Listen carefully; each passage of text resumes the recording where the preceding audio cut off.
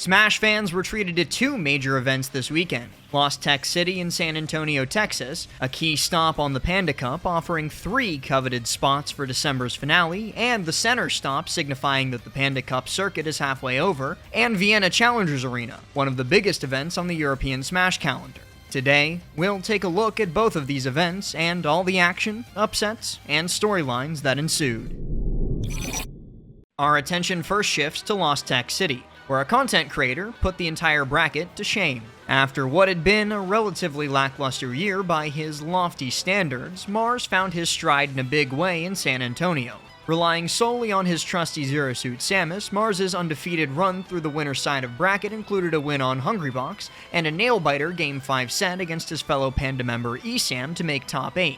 Once there, he followed up with a win on number 9 on the NAPGRU, Zomba, and a win against Lima. And finally, in Grands, he cleanly handled Meister, number 10 on the NAPGRU, in a 3-0 fashion. Meister secured himself a spot in the Panda Cup as well by placing second. On his way there, he defeated Kirby Kid, number 21 on the NAPGRU Louis Money, and after losing to Lima, he defeated number 31 on the NAPGR in Sen, number 9, Zomba, as well as getting the run back on Lima before finally falling to Mars in Grand Finals. The biggest surprise of the 3 Panda Cup qualifiers, however, was Lima. Being seed 14, he wasn't a favorite to take this spot. He did it, however, with a combined SPR of +5. For more on SPR and upset factors, check the link in the description down below. Beating Shu, Megafox, Nico, and Meister on the way, before falling to a 1-2 punch of Mars and Meister for third. Apart from the 3 people that qualified for the Panda Cup, there were some other impressive runs. Notably Send, who earned his second major top 8, converting his successes at regionals to a major. He took 5th with an SPR of +2, beating Yanni, 19th on the NAPGR, as well as the other 2 pandas in attendance, ESAM and WaDi, in the process. Then, there were also the 2 7th place finishers. One was Kirby Kid, who beat Yanni and MVD with... hang on, that... Jackie? Am I reading this right?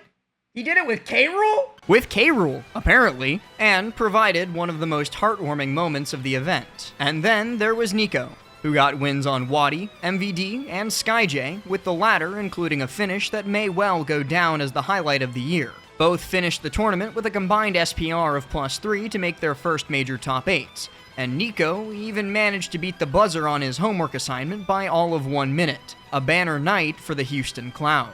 And last but not least, we have Atomic. After a breakout 9th place performance at Rise and Grind, he not only reached that placement again with an SPR of +4, he also made one of the biggest upsets of the tournament, beating SkyJ by an upset factor of 5.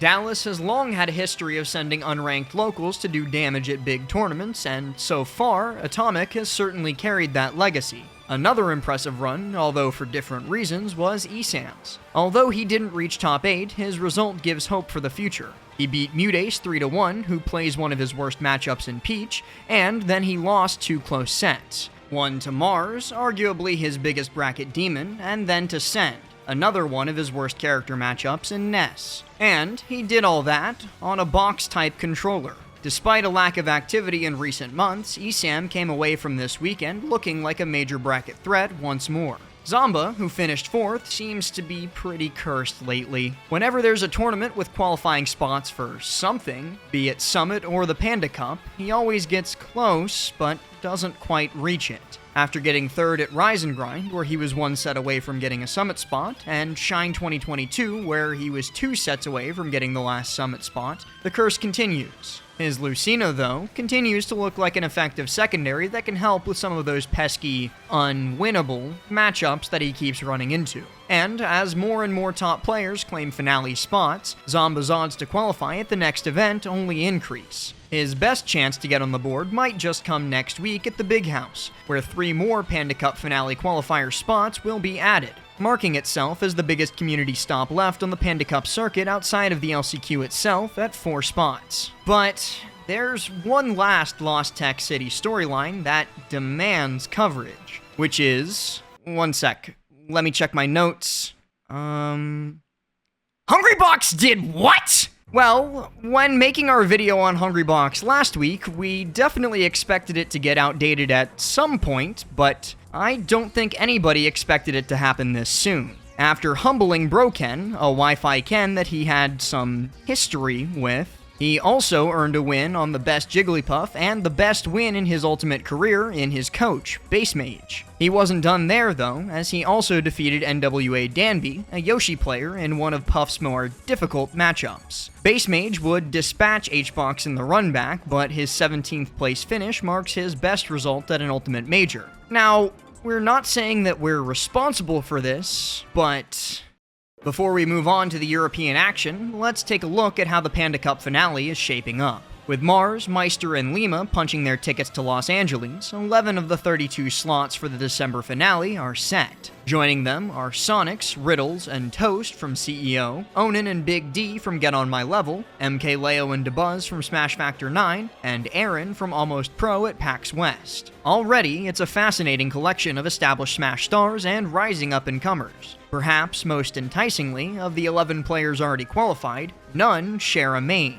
with characters from all parts of the tier list represented.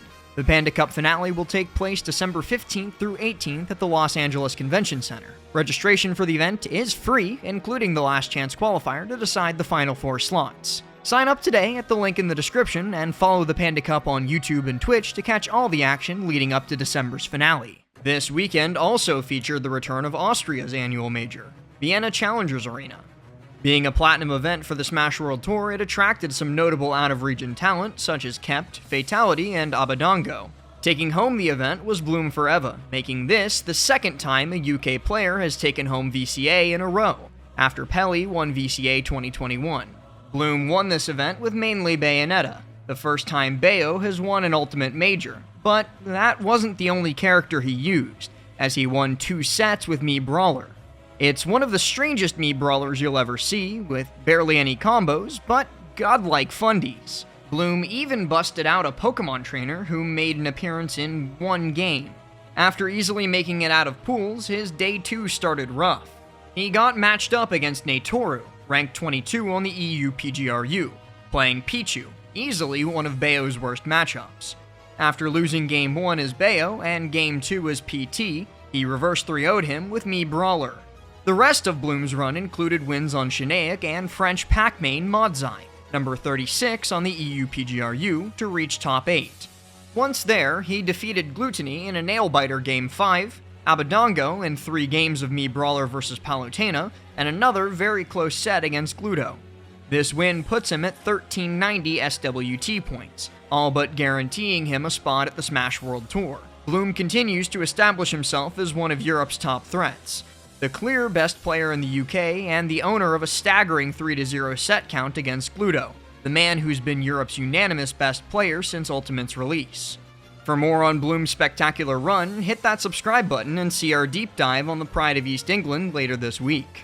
Although many others would kill for a run like Gluttony's this weekend, this result might have stung a little bit for the Frenchman for quite a few reasons. This was the 3rd time in a row he's gotten second at VCA, losing to MK Leo in 2019, falling to Pelly in 2021, and now this.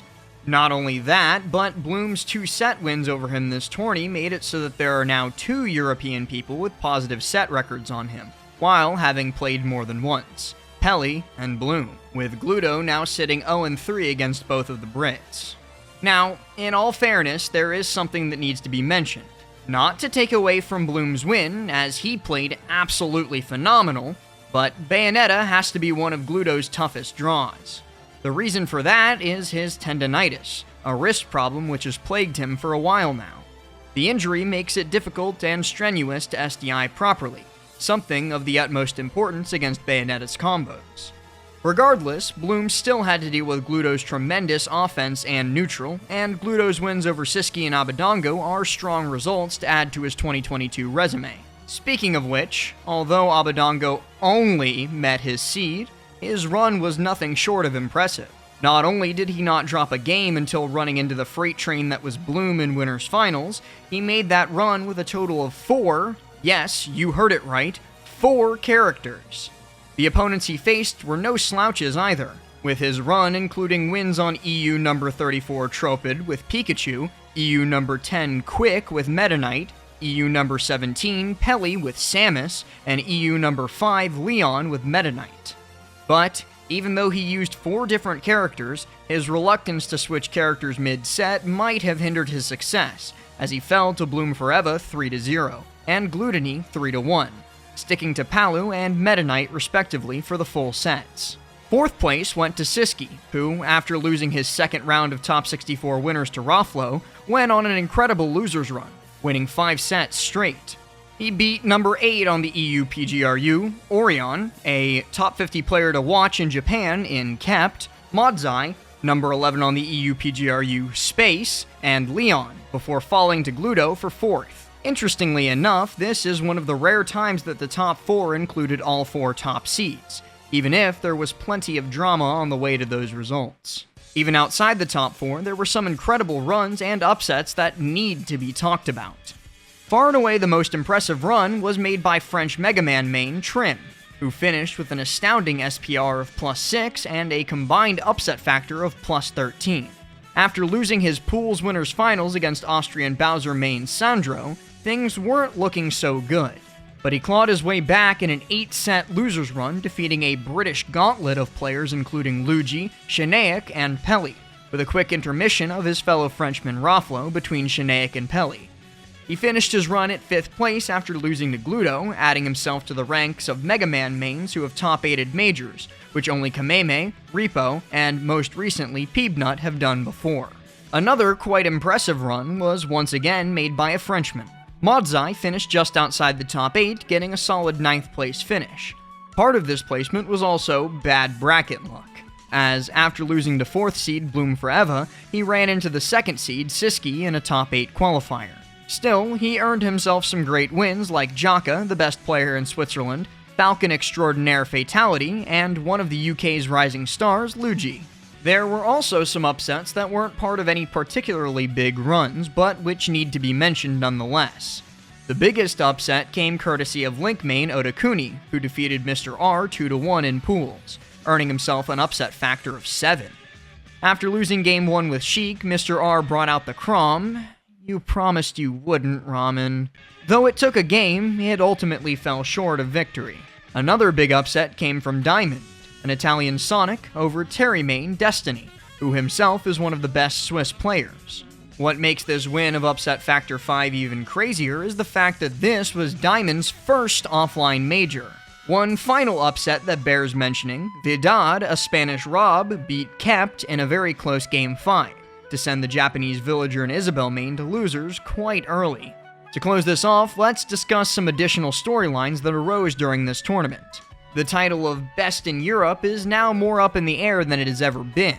Although Gluttony's North American results have been quite amazing, his European results have slipped. With one of the other top contenders, Bloom Forever, having a 3-0 record on him, the European power dynamic might be changing. Another interesting thing is the battle for the strongest region in Europe. France was the clear leader in the PGRU V3 season, placing 19 players on the top 50.